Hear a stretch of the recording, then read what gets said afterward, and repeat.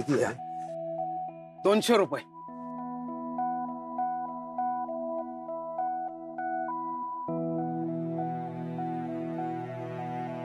नलू, तुझ्याकडे 50 रुपये आहेत? बघते. नाही येतो. 50 रुपये कमी आहेत. मग मी काय करू? नाही म्हणजे हे ठेवून घ्या, मी थोड्या वेळाने तुम्हाला आणून देतो. अहो एवढं सगळं सांगण्या आता काय काय लक्षात ठेवणार? एवढा टाइम कोणाला आहे? पैसे द्या आणि मोकळे वाकी. दादा देतो, आत्ता नाही येत. अहो आत्ता नाही येत, मग नंतर कुठून येणार? हे साळवी ना भिकारी ते भिकारीच राहणार. काय झालं दादा? सुट्टे पैसे हवेत का? अहो 50 रुपये कमी देत आहेत ते. काय दादा, बरं वाटतं काय? आता काय देवाकडून पण डिस्काउंट हवंय की काय तुम्हाला? मोहितराव, तसं नाहीये. तसं नाही तर मग कसं आहे? मगाचपासून ते दादा पैसे मागतायत 50 रुपये. देवाच्या दारात कटकट करताय तुम्ही, बरं वाटतं का ते? हे असं वागतं ना म्हणून तुमच्याकडे पैसा येत नाही. मोहित एक मिनिट, काय बोलताय ना जरा विचार करून बोल. दादा काय झालं? काय नाही, पैसे कमी पडले नेहमीप्रमाणे. आणि नेहमीप्रमाणे पैसे कमी पडल्यावर एकच नाव आठवतं तुम्हाला, स्वीटू. तिचं लग्न झालंय, तिचा संसार मोडता मोडता वाचलाय, तिनं स्वतः वाचवलाय. नाही ती नसेल बोलत, पण तिला त्रास होतो आणि तिला त्रास होऊ न देणं हे माझं नवरा म्हणून कर्तव्य. पैशासाठीच तुमच्या पोरीचं लग्न मोडलं ना तुम्ही, तिचा संसार मोडला ना तुम्ही, तिला तिच्या सासरहून तुम्ही तुमच्या घरी घेऊन आलात पैशांसाठीच ना. काय बोलताय तुम्ही मोहितराव? पण शेवटी तुमचा प्लॅन फसला, हो की नाही? आली ती माझ्याकडे, तुम्ही मला हाकलवून लावत होता. आता तुम्ही मला मानानं वागवाल. दादा आज जरा जास्तच बोलतोय. नाही जास्त नाही, योग्य तेच बोलतोय. तुमच्यासारखं नाही उचलली जिवाडी लावली टाळ्याला. तुम्ही सगळे ना साळवी, तुम्हाला ना कायम भिकेचे डोळे लागलेले असतात. आता तुम्हाला भिकेलाच लावतो. ही फुलं विकायला लावतो की नाही बघा तुम्हाला.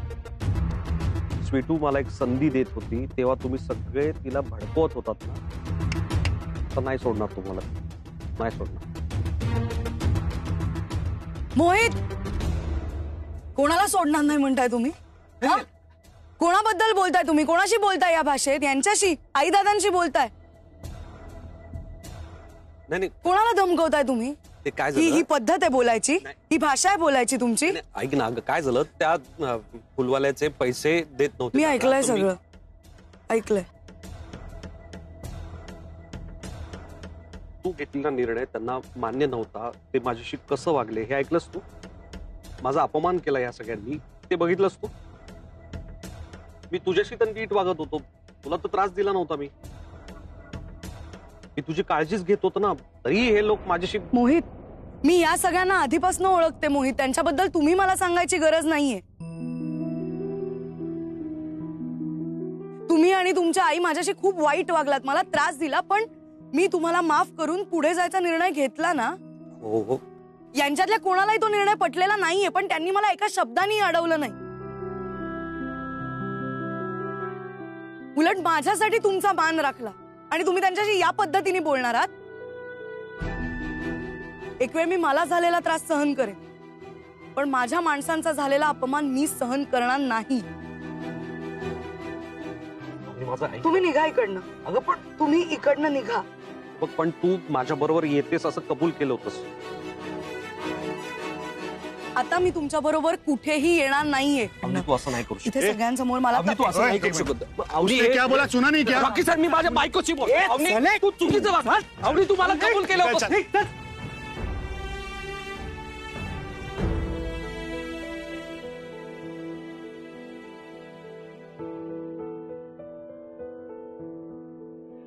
आज पिटूनी खरंच कमाल केली. म्हणजे आज जे झालं ना ते कधीतरी होणारच होतं. मला माहिती होतं, पण आज इतक्या लवकर होईल असं वाटलं नव्हतं खरंच. मम्मी जी, स्वीटूने ना एकदम करेक्ट डिसिजन लिया. नाही, मला एका क्षणी वाटलं की ती मोहितच्या बोलण्याला बळी पडते की काय, पण खरंच देवानी अगदी योग्य मार्ग दाखवला तिला. कोणाला कोणाला मार्ग दाखवला तुझ्या देवानी मिसेस खानविलकर? स्वीटूला. म्हणजे तिच्यासमोर गोड गोड वागून नाटक करत होता ना मुळीत, तिला मी समजून घेतो आणि चांगुलपणा दाखवून घरी नेलं होतं, ते सगळं भांड उघडं पडलं. आज त्यांनी त्याचं खरं रूप दाखवलं, जो काय देवळात तमाशा केला त्यांनी. अगं स्वीटूशी तर वाईट वागलाच, पण नलू आणि दादांचाही अपमान केला. आणि कुठल्या मुलीला आवडेल आपल्या आई वडिलांचा असा अपमान झालेला? कुठली मुलगी अशा मुलाबरोबर संसार करेल?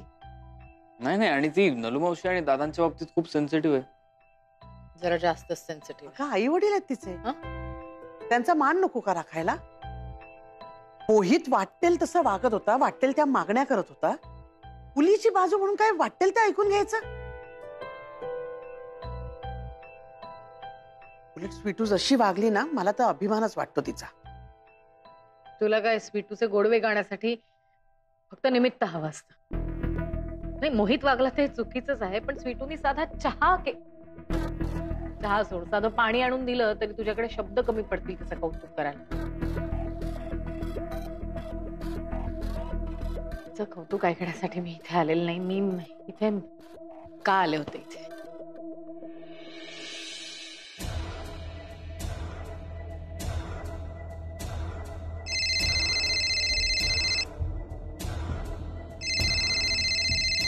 कशाला फोन करतेय? हॅलो हॅलो काय हॅलो? काय गोंधळ घालून ठेवलास रे मोहित? तू तोंड उचकून मला सांगितलं नाहीस ना, तरी मला माझ्या माणसांकडून तू कसा वागतोयस, काय वागतोस हे व्यवस्थित कळतं. काय गरज होती असं वागायची? मॅम तुम्ही काही काळजी करू नका, मी हँडल करतो सगळं. तुम्ही टेन्शन घेऊ नका. तुला हँडल करता येत नाही, तू सगळ्याची वाट लावतोस ना, म्हणून मला टेन्शन. माझ्याकडे पर्याय नाहीये दुसरा कुठलाही. नाईलाज आहे म्हणून तुझ्यासारख्या माणसाच्या गळ्यात मला त्या स्वीटूला बांधावं लागलं आणि अवलंबून राहावं लागतंय तुझ्याशी. तेव्हा आता जे सांगितलंस ते टिकवायचं. स्वीटूशी लग्न केलंस ना, मग तिला डिवोर्स द्यायचा नाही.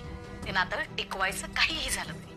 कारण स्वीटूशी डिवोर्स घेतलास की ती स्वीटू माझ्या ओमकडे परत येणार आणि मला ते नकोय. येस मॅम, मी प्रयत्न करतो, मी ट्राय करतो. नाही, ट्राय नाही करायचं. कारण तुझा ट्राय सक्सेसफुल झाला नाही ना, तर अटेम्प्ट टू मर्डरच्या गुन्ह्याखाली तुला आयुष्यभर जेलमध्ये सडावं लागेल. मॅम मी करतो काहीतरी, प्लीज तुम्ही असं काही करू नका प्लीज. हॅलो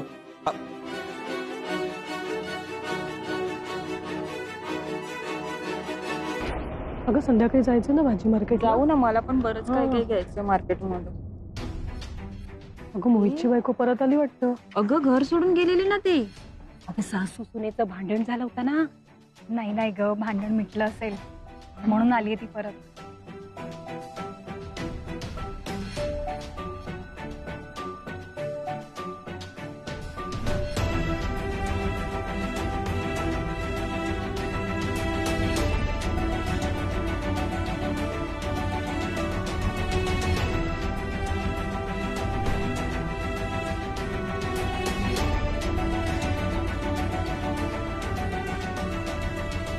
मुकाट्यानं आत चल आणि आवाज वाढू नकोस. मोहित हात सोड, बघ, मी आवाज नाही वाढू येणार. मला नको नाही ना. राहायचं मी दाखवून तुझ्याबरोबर. देतो. आत चल.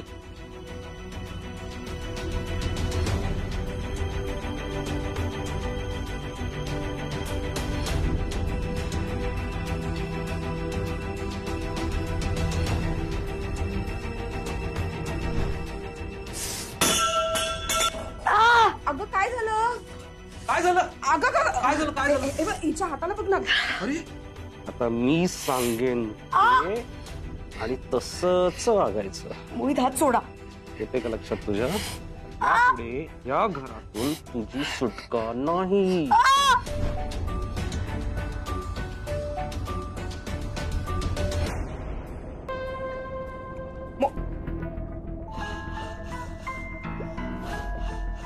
मोहित, अरे काय चाललंय तुझं? एका जागी बस ना जरा, मी टीव्ही बघते ना. आई इथे मला टेन्शन आलंय आणि तुला टीव्हीचं सुचतंय. एवढं टेन्शन येतं ना, मग कशाला जायचं त्या पोरीच्या मागे दिवे लावायला? आता घर सोडून गेली ना ती, मग जाऊ दे ना, विसर तिला.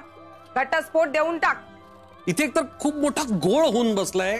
मला टेन्शन आलंय. टेन्शनमुळे माझ्या डोक्याचा भुगा झालाय. आणि तू काही काय बोलतेस? कसली काय आहे तुला एवढी घटस्फोटाची?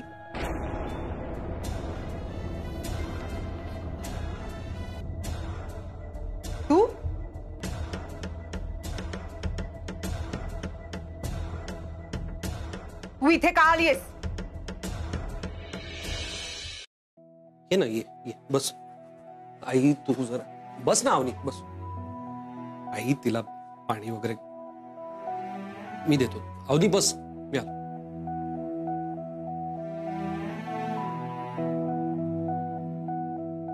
तू उभी का अवनी? बस ना, बस. हे घे पाणी घे. ठीक आहे, नंतर पी. बस. काय ग, कोणाला विचारून या घरात आलीस? आता आली आहे ना ती या घरात, तिचंच घर आहे, येऊ देत. नाही, मोठ्या तोऱ्यात गेली होती ना ती. मग आता काय झालं? बोल ना. आई तू थांब जरा. जाऊ दे ना, झालं गेलं सगळं विसरून जा. झालं गेलं गंगेला मिळालं, जाऊ दे. काय आहे तुमचं? चल नाही का? अवनी बस ना, बस. ए आई, अगं काय करतेस तू? हा, तू ठीक आहेस ना? सावकाश. तू इथे इथे बसतेस का? तुमचं काय आता इथे? चला नाही का? आई तुझं काय डोकं?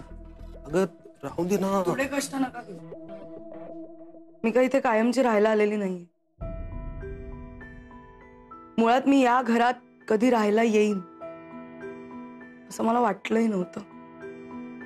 माझ्या वेगळ्याच अपेक्षा होत्या माझ्या आयुष्याकडनं, वेगळी स्वप्न होती. पण लग्नाच्या दिवशी ओम आणि ऐनवेळी मोहित लग्नाला उभे राहिले. ते जे सगळं घडत होतं तो माझ्यासाठी खूप मोठा धक्का होता. तो मी पचवला, वस्तुस्थिती स्वीकारली. मोहित सोबत नव्या नात्याची नव्याने सुरुवात केली, मनापासून केली. आणि या घरात राहायला आले. सासरी येताना ना मुलीच्या काही अपेक्षा असतात, त्याच्या माझ्याही होत्या. साध्याच होत्या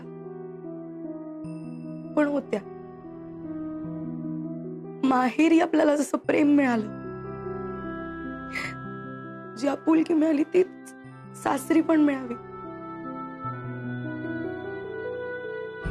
आपल्या छोट्या छोट्या गोष्टींचं सासरच्यांना कौतुक वाटावं, त्यांनी खुश व्हावं. मी ज्या घरात आहे ते घर सतत आनंदी हसतमुख राहावं.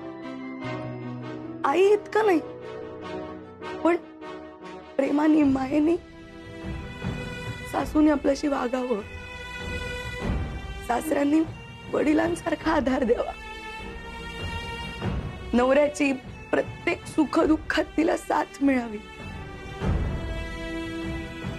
म्हटलं तर ना, खूप साध्या सोप्या अपेक्षा आहेत. पण सोप्या गोष्टी सोप्या ठेवल्या तर सासूरवास कसा घडणार ना? अवनी, ऐक ना, जाऊ दे ते सगळं विसर तू. मी आईला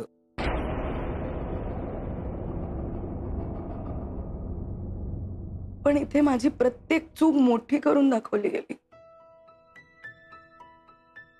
माझ्या माहेरीला मला वाईट गोष्टींमध्ये पण चांगलं शोधायला शिकवलं होतं. पण इथे आल्यावर माझ्या लक्षात आलं की इथे माझ्या प्रत्येक चांगल्या गोष्टीतही वाईटच शोधलं जातंय. उणीधुणी काढली जातात, टोमणे मारले जातात सतत.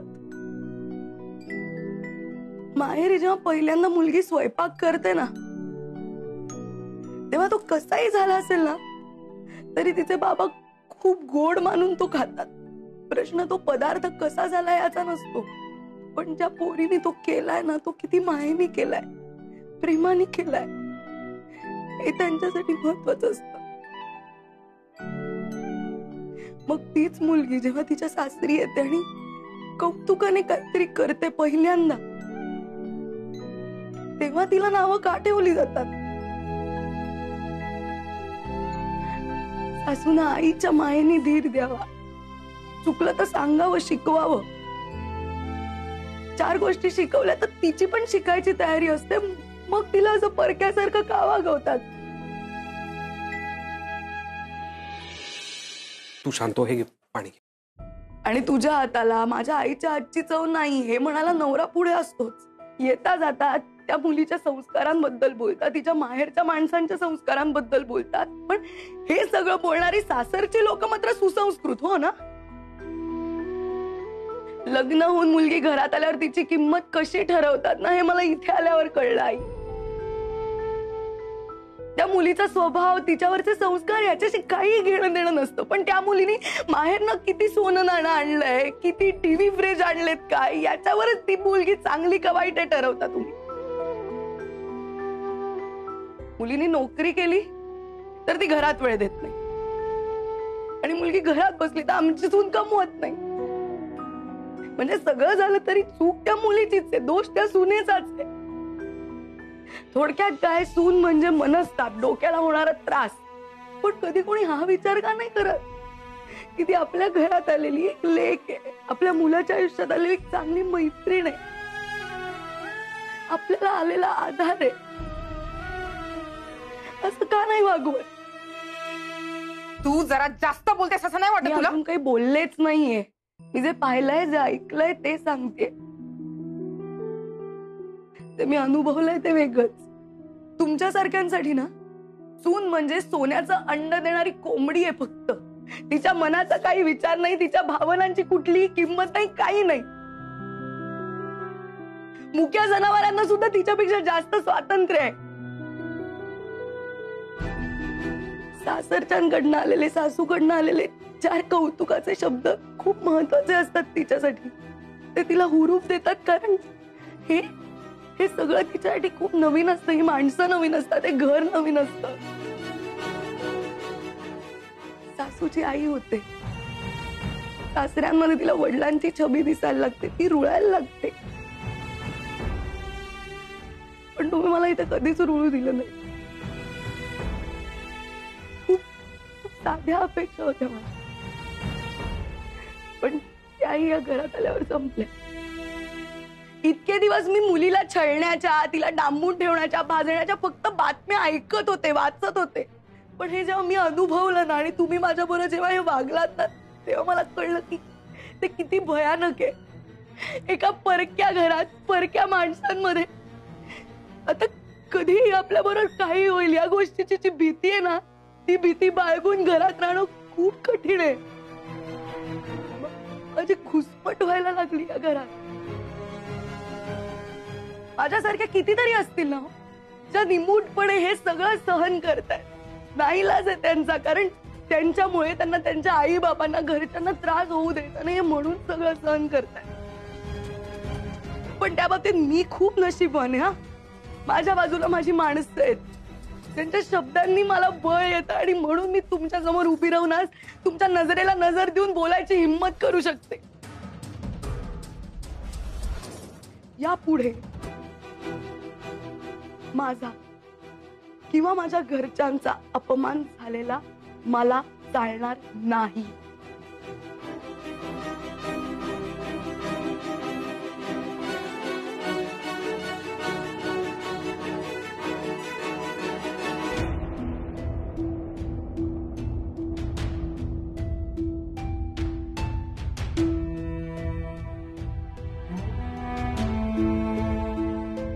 माझ्यासाठी आता इथे हे नातं संपलं.